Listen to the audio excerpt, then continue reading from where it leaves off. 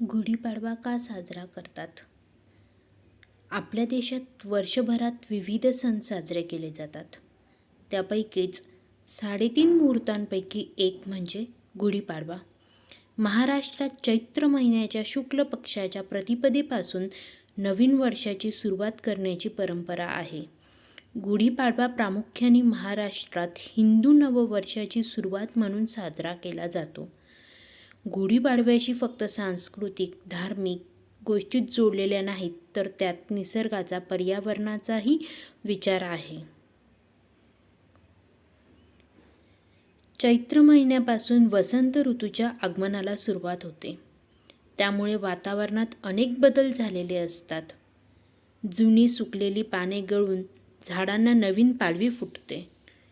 आंब्याला मोहोर येतो. आल्हाददायक वसंत ऋतूनंतरचा उन्हाळा जास्त बाधू नये म्हणून वर्षाच्या सुरुवातीलाच कडुनिंबाची पाने खावीत असे म्हणतात. म्हणून गुढीवर कडुनिंबाची पाने लावली जातात. गुढीपाडव्याच्या तशा अनेक कथा प्रचलित आहेत. त्यातील पहिली, ब्रह्मदेवाने सृष्टी निर्माण केली. मान्यतेनुसार ब्रह्मदेवाने सृष्टी निर्माण केली ती पाडव्याच्या पवित्र दिवशीच आणि पुढे सत्ययुगाची सुरुवात झाली. म्हणून नवीन वर्षारंभ म्हणून चैत्र शुक्ल प्रतिपदेला गुढीपाडवा सण साजरा केला जातो. त्यानंतरची दुसरी कथा जी प्रचलित आहे ती मत्स्यरूपी विष्णूंचा जन्म. शंखासूर नावाचा सागरापासून उत्पन्न झालेला आणि कायम सागरातच वास्तव्य करणारा एक बलाढ्य राक्षस होता. त्या राक्षसाने वेद हरण केले आणि सागराच्या तळाशी दडी मारून बसला. मग देवदेवता ऋषीमुनींनी योगनिद्रेत असलेल्या विष्णूंना जागृत करून मदत करण्यास सांगितले. त्यावेळी विष्णूंनी मत्स्यरूप, जे की चैत्र शुद्ध प्रतिपदेला धारण करून शंखासुराला शोधून त्याचा वध केला. तिसरी कथा जी प्रचलित आहे ती विजयाचे किंवा समृद्धीचे प्रतीक. अजून एक अशीही कथा प्रचलित आहे की श्रीरामाने 14 वर्षे वनवास भोगून रावण व राक्षसांचा पराभव करून ह्याच दिवशी अयोध्येत प्रवेश केला. काही ठिकाणी असेही वाचनास आले की ह्या दिवसापासून प्रभू रामचंद्रांनी आपला राज्यकारभार स्वीकारला.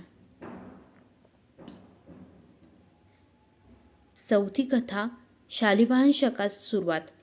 शक सुरू करणारा पहिला महाराष्ट्रीयन राजा म्हणजे शालिवाहन. या शालिवाहन शकाचा आरंभ म्हणजे गुढीपाडवा.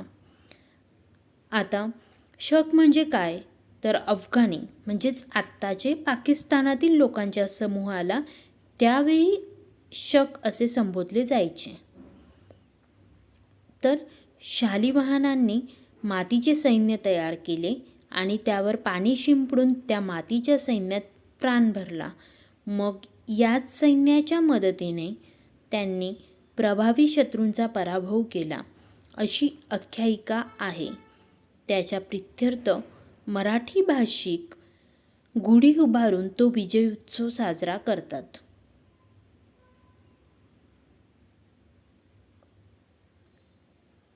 जसं गुढीपाडव्याविषयी अनेक कथा प्रचलित आहेत, तसेच अनेक प्रश्न पण आहेत. जसे गुढीपाडवा हा सण संभाजीराजेंच्या हत्येनंतर सुरू झाला का? तर खरे तर छत्रपती संभाजीराजेंचा मृत्यू हा गुढीपाडव्याच्या 1 दिवस आधी झाला होता असे वाचनात आले, ज्याला आपण मृत्युंजय अमावस्या म्हणतात. जर गुढीपाडवा संभाजी महाराजांच्या मृत्यूनंतर साजरा झाला असता तर त्याआधी होऊन गेलेल्या संत साहित्यात गुढीचे वर्णन आपल्याला दिसले नसते.